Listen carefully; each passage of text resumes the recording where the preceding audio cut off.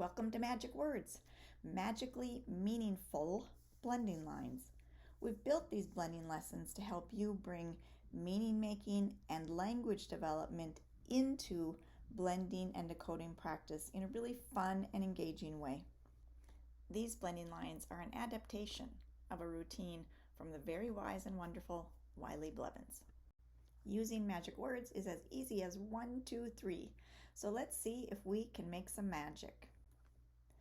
The first thing you do is show the first word and let students practice blending and then reading the new word. Van. And then you advance the slide and see a picture that goes with the word magically appear. Van. Kids can check their decoding. After each picture, the cumulative blending line appears again with a new word added. Students can go back to the beginning of the line, reread the words they've already decoded, and take the time to blend and read the new word. Now, this word, vat, is an example of a word that may not be familiar to lots of students. So when it magically appears, vat, you'll likely want to take a moment to make it more meaningful. For instance, you might say, vat is another word for giant pot or container. A vat is often used in a place making big batches of food to sell to others. There are 3 words in each line and 3 lines in each set of magic words. Sometimes you'll encounter a word with multiple meanings, like the word tap. For words with more than one meaning, we've included more than one picture. For example, tap. That means the thing you can do with your hand, like on a drum. Can you tap your leg? But did you know tap has other meanings too? Did you know that tap is a word that can also mean the same thing as faucet? For example, you might say, I'm getting water from the tap. Turn and talk to your partner for a moment. See if you can both make a sentence using the word tap. Based on your context and your students, some words might not need any conversation at all. In some contexts, cab is a familiar part of everyday life and requires no explanation. In other settings, though, you might want to take a moment to help children understand the special role of a car like this. And here comes lap, another example of a simple CVC word with multiple meanings. In fact, we've included 3 pictures for the little word lap. Whether you use all 3 of them or not is up to you, as is the choice about how you might have students engage with these word meanings. For example, you might have them do some verbal reasoning. How could you use the word lap to talk about this picture? Or this one? Did you know that lap describes the motion a cat or a dog might do with water or milk to get it into their mouth? Do you have any ideas about what the word lap might have to do with this picture? In the third and final row of each collection, you will find some words that add additional challenge to the focus skill.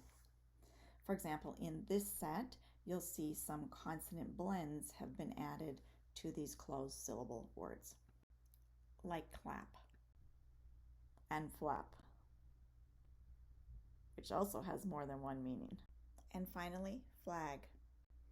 You can decide if your students are ready for some or all of the challenge words, but chances are in every class, some students will be hungry for this next level work. The final decoding opportunity comes in the form of a sentence that uses some of the words from the list in context alongside other words that fit the focus pattern. Of course, after reading the sentence, there is one last moment of magic as a related picture appears, which allows children to confirm their decoding and have conversation about the sentence's meaning. And that's it.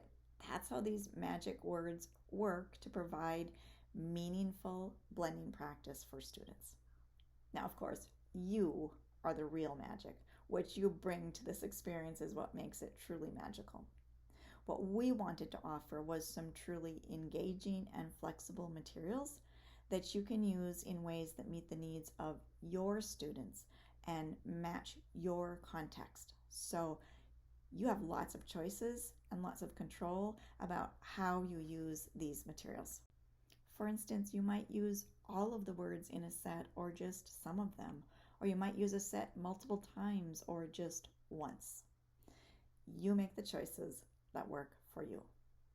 But wait, there's one more part to this, and that is pulling the magic of reading and writing together.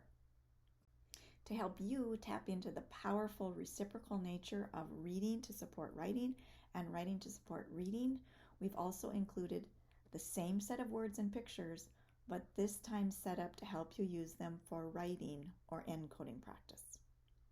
You might say something to your students like this: now it's time for you to make the words magically appear. I'm going to show you a picture, you say the word, and you write the word. Are you ready? Van. Say the word slowly to yourself. Write all the sounds you hear. Now, of course, depending on the time of year and how new this task is to your students, you might need to provide some modeling on the first item. But once your students have had time to get those sounds down, then magically the word appears. Check. How did you do? Did you get all the sounds? And when your students are ready, you're off to the next word. Do you remember the special word for this kind of big pot? Yes, it's a vat. Now you say the word vat slowly and write all the sounds you hear. Vat. And again, once students have had time to write, you advance the slides so they can check.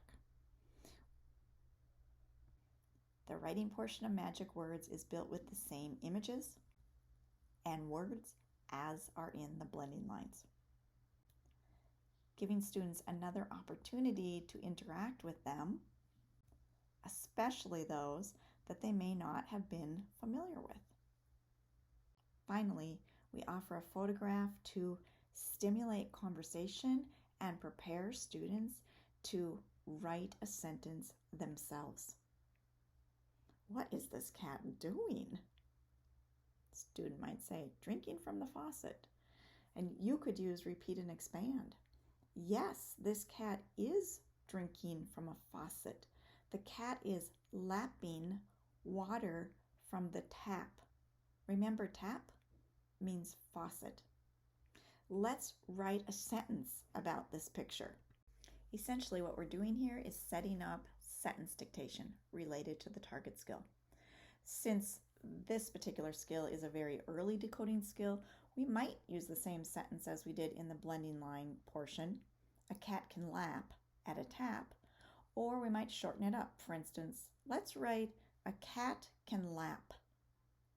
Either way, we share the sentence with students and they do their best using all that they know to hear and record sounds and write a sentence. And once they've written, of course, there is one more reveal as we show the sentence and they have a chance to read and check their own writing carefully. And that's a quick overview of the writing portion of Magic Words. We've included a printable page that can be used for the word and sentence dictation if you want it. For each set of Magic Words, we've included the reading and the writing portion together in one slideshow.